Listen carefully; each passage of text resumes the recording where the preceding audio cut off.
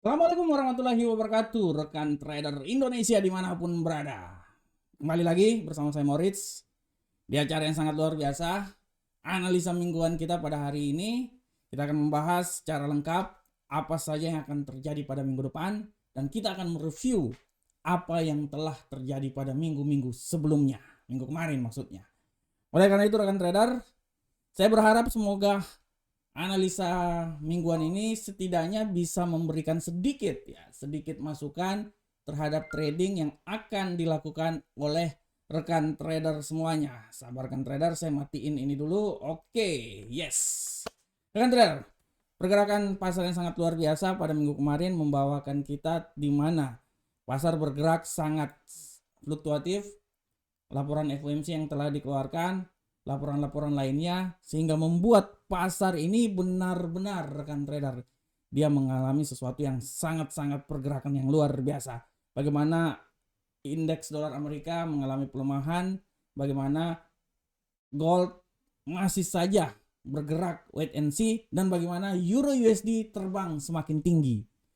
Kita akan lihat rekan trader bagaimana pergerakan hal tersebut. Dan kalau kita lihat di kalender ekonomi kita pada minggu kemarin, rekan trader bisa lihat dengan jelas bagaimana pergerakan yang terjadi, di mana pasar dari bergerak sangat fluktuatif dimulai daripada hari Selasa. Ya, hari Selasa bagaimana indeks harga konsumen atau harga inflasi yang dikeluarkan oleh Amerika maupun oleh ekonomi Jerman, ya, membuat perubahan yang sangat luar biasa. Begitupun juga rekan trader bisa lihat PDB hari Rabu Inggris dan indeks produsen yang dikeluarkan oleh Amerika membuat pelemahan dan semakin membuat dolar Amerika semakin tertekan.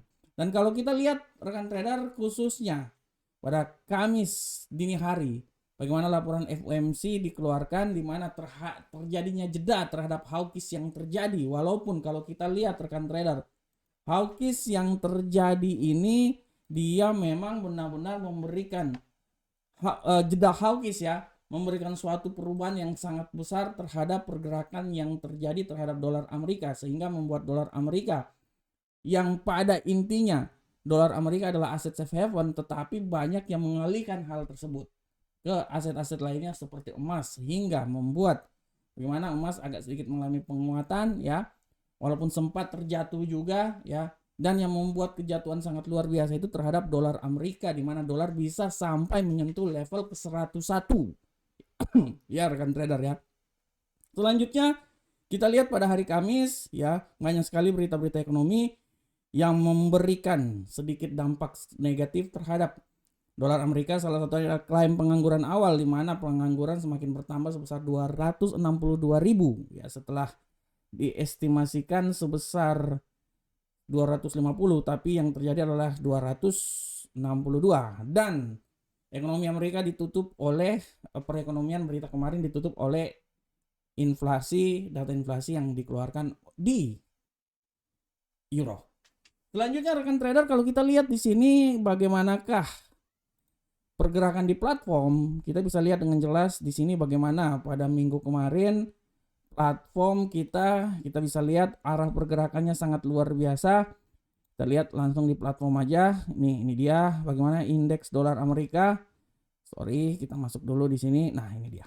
Bagaimana indeks dolar Amerika, seperti yang telah saya bilang kemarin bahwa indeks dolar Amerika dia mengalami pelemahan yang sangat luar biasa, ya.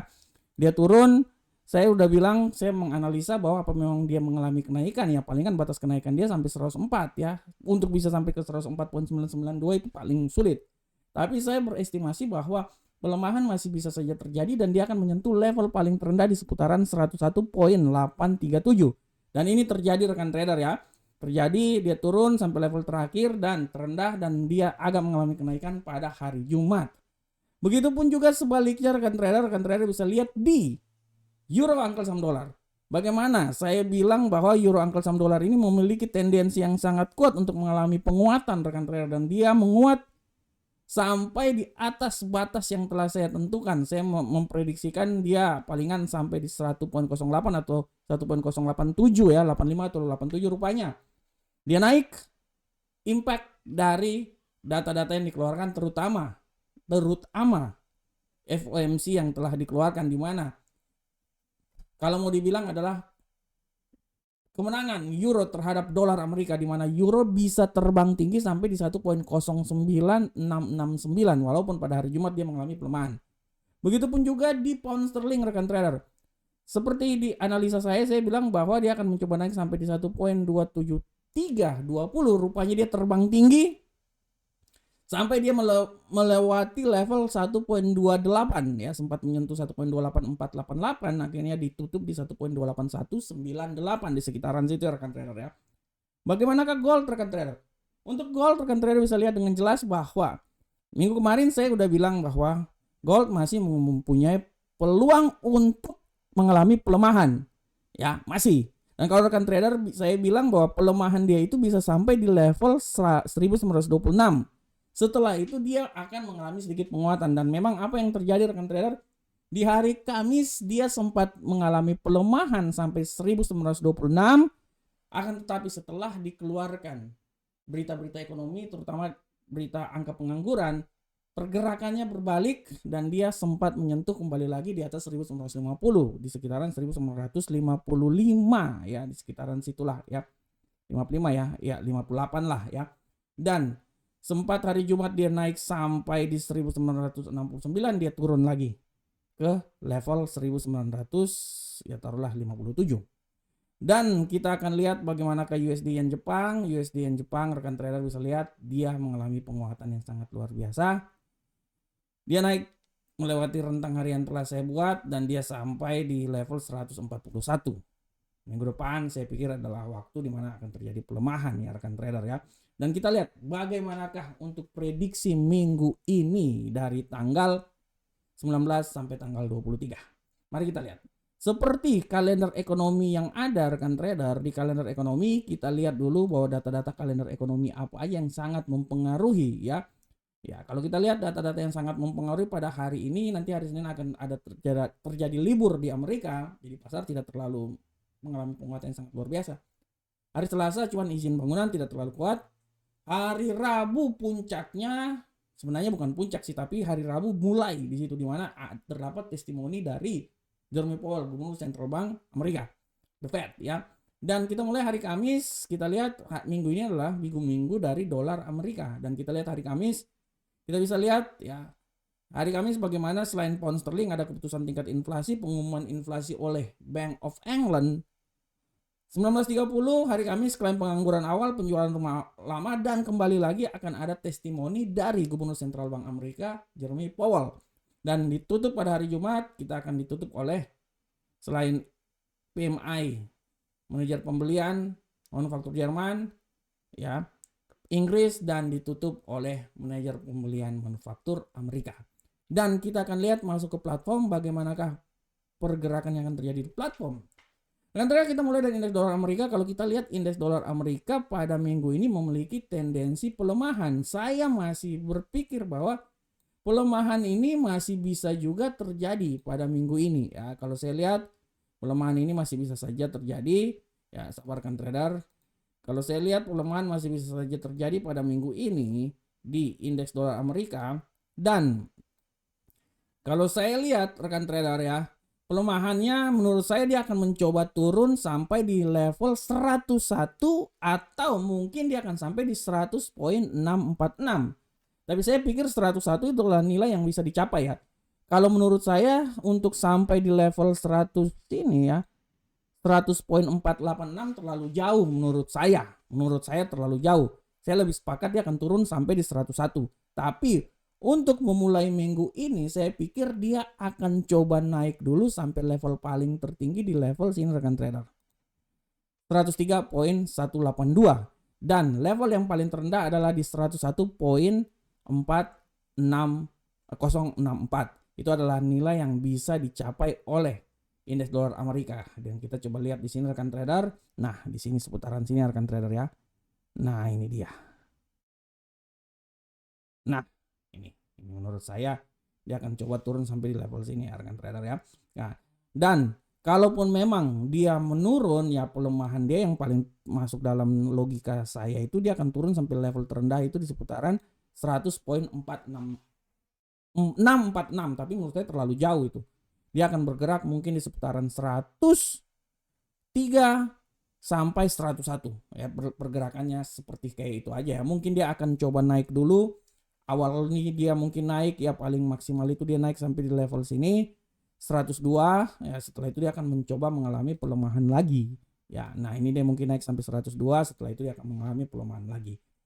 Selanjutnya kita lihat di euro angkel saham dolar, seberapa besarkah perubahan yang akan terjadi terhadap euro angkel saham dolar.